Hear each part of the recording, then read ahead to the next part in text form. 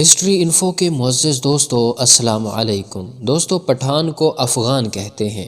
افغان اس لیے کہتے ہیں کہ افغان حضرت سلیمان علیہ السلام کے ایک بیٹے کا نام تھا اور ان کو جنات کی زبان سے پیار ہو گیا تھا، تو انہوں نے اپنے والد حضرت سلیمان علیہ السلام سے کہا کہ آپ جنات کو کہیے کہ مجھے اپنی زبان سکھائیں۔ سلیمان علیہ السلام نے اپنے بیٹے کی درخواست قبول کی اور جنات کو حکم دیا کہ افغان کو جنات کی زبان سکھائی جائے۔ وہ زبان بعد میں پختون کے نام سے پہچانی گئی۔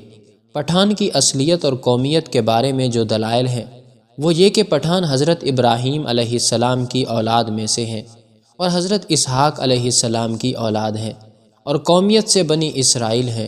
انگریز مورخین لکھتے ہیں کہ پٹھان قوم ارجینیا کے ایک حصے میں رہتے تھے اور ارجینیا کے لوگوں کا دعویٰ ہے کہ افغان قوم یا پٹھان ہم میں سے ہیں، کیونکہ البانیہ کے اوغان جو کہ بعد میں افغان بنے ارجینیا سے ہندوستان کی طرف چل پڑے۔ اور مورخین لکھتے ہیں کہ اسرائیلی قبائل بہت تکالیف اور مصیبتوں کے بعد افغانستان میں آباد ہو گئے۔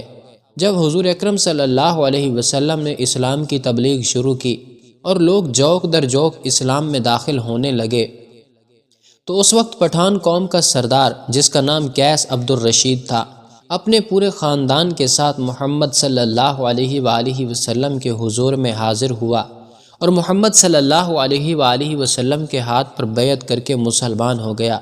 اس لیے دنیا بھر میں جہاں بھی پختون ہوں گے وہ مسلمان ہوں گے۔ دنیا میں پختون ہی واحد قوم ہے جس میں اسلام کے بغیر کوئی مذہب نہیں۔ اگر پختون سے پوچھا جائے کہ آپ پہلے مسلمان ہیں یا پختون، تو جواب ہوگا کہ میں 5000 سال پہلے پختون ہوں اور 1400 سال پہلے مسلمان ہوں۔ دوستو، اب سوال یہ ہے کہ افغان قوم کو پٹھان کیوں کہا جاتا ہے؟ تو جب کافروں نے مکہ پر قبضہ کر لیا تو حضرت محمد صلی اللہ علیہ وآلہ وسلم نے حضرت خالد ابن ولید رضی اللہ تعالی عنہ کو حکم دیا کہ جاؤ اپنے افغانیوں کو جہاد کے لیے بلاؤ۔ خالد بن ولید رضی اللہ تعالی عنہ افغانستان چلے گئے اور افغان سردار قیس عبد الرشید کو حضور صلی اللہ علیہ وسلم کا پیغام ارسال کیا۔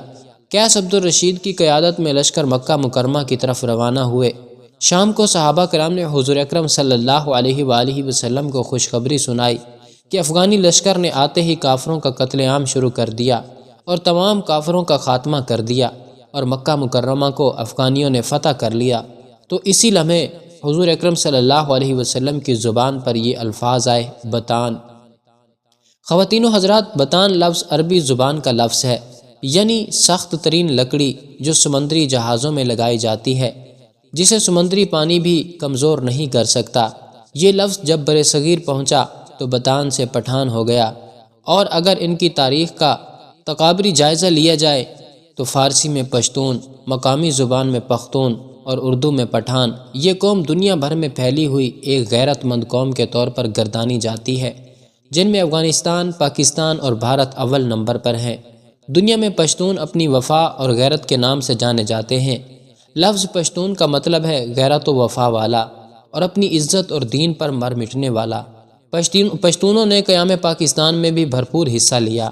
بعض مورخین کے مطابق پٹھان آریائی یا یونانی نسل سے ہیں اور بعض کے نزدیک یہ قیس عبد الرشید کی اولاد ہیں، جبکہ تیسرے نظریے کے مطابق ان کا تعلق بنی اسرائیل کے گنگشتہ قبائل سے ہے، جو قیس عبد الرشید کی اولاد سمجھنے والوں کا نظریہ ہے کہ مکہ میں قیام کے دوران حضرت خالد بن ولید رضی اللہ تعالی عنہ نے اپنی صاحبزادی ان کے معرض اعلیٰ کے نکاح میں دے دی تھی، جنہیں وہ ہمراہ لے کر اپنے وطن واپس آیا اور پھر انہوں نے یہاں اپنی بقیہ زندگی اسلام کی ترویج اور اشاعت میں صرف کر دی۔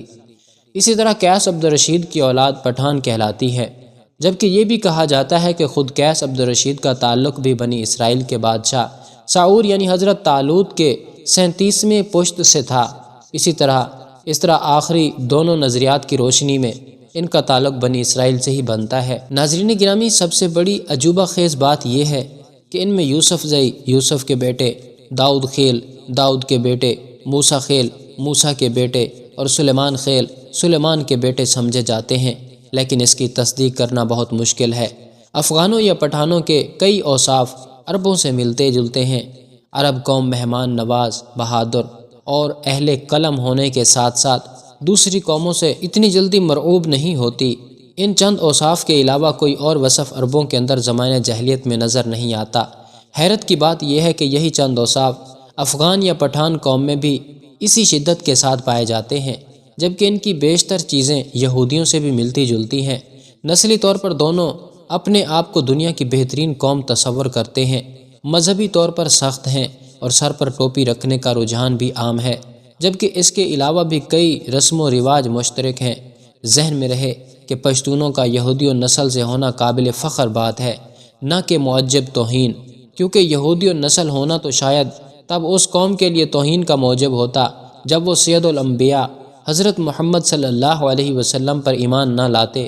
یہ تو ان کی غیرت کی بلندی اور ایمان کی عظمت کا نشان ہے کہ یہودیوں نسل ہوتے ہوئے بھی نبی آخر الزماں حضرت محمد مصطفیٰ صلی اللہ علیہ وسلم پر ایمان لے آئے، کیونکہ یہ وہی آخری نبی ہیں جن کے اوصاف تورات اور انجیل میں مذکور ہیں، اور جن کی وجہ سے ہی اہل کتاب آپ صلی اللہ علیہ وآلہ وسلم کے ایک نجات دہندہ کے طور پر بھی منتظر تھے، لیکن بعد میں انہوں نے محض اس جلن اور حسد کی وجہ سے حضرت محمد صلی اللہ علیہ وسلم کی نبوت کا انکار کیا کہ ان کا تعلق بنی اسرائیل سے نہیں تھا۔